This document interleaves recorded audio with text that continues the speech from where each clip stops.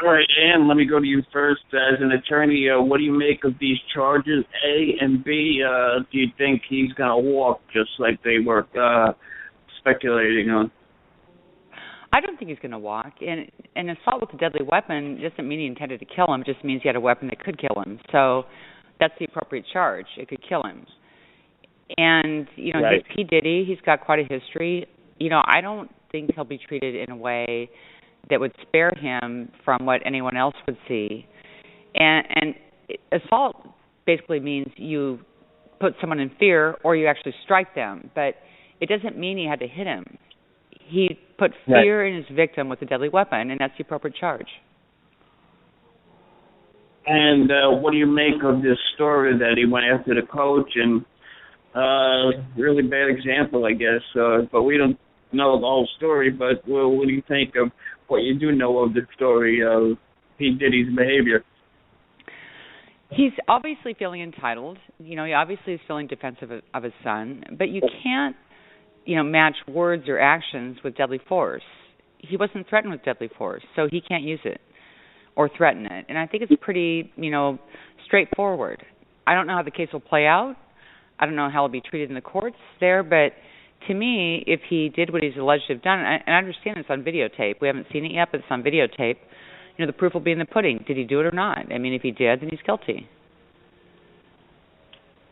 Absolutely.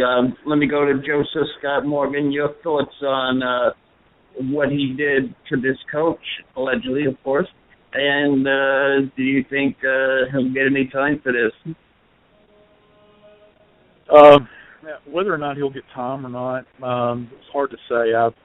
I've lost faith in the system when it comes to celebrities, and I'm a nobody. So, to ask this question of me, I'm just an old forensic investigator.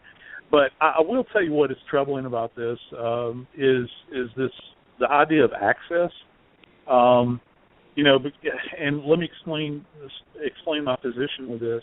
This is an off-season voluntary workout that this kid was at, and why would your daddy be at this? You're a junior at university, playing big-time college football, and why would you be out on the field or in this area where apparently it started initially, the kid was running sprints, the coach got in his face. And I played ball, was in the military, any number of things in my life, and I've been screamed at a lot. That's not cause, man. And apparently this goes back some time. From what I understand, Sean Combs and his entourage had a separate area where they would go to watch UCLA practices, where they could actually roam up and down the sidelines behind where the players were. And the rest of the parents that had scholarship students that were on the athletic team would be in a roped-off area and would not have, the same access. And I'm just wondering why in this particular case would this individual be allowed even in these areas? Because not only was Mr. Combs there, but also he would bring his entourage with him. And you don't know what the entourage is bringing with him. Does he have bodyguards with him?